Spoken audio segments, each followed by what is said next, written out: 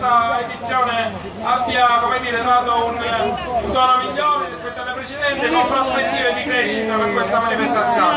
La tua opinione? Innanzitutto buon pomeriggio a tutti. Hai ragione, per me è nuova come evento, è nuovo perché sai benissimo ci siamo insediati da poco in comitato e quindi stiamo iniziando a tastare con mano quello che è l'attività sul nostro territorio.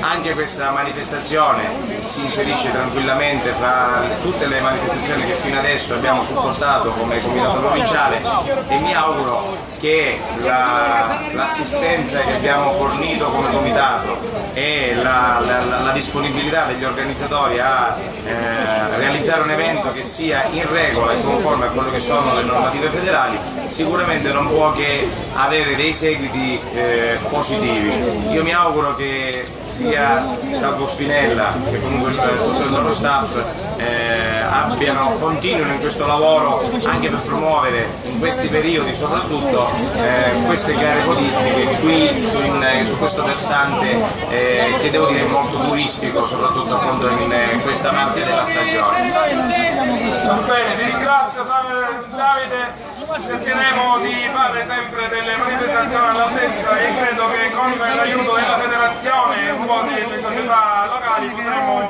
piano piano promuovere queste manifestazioni.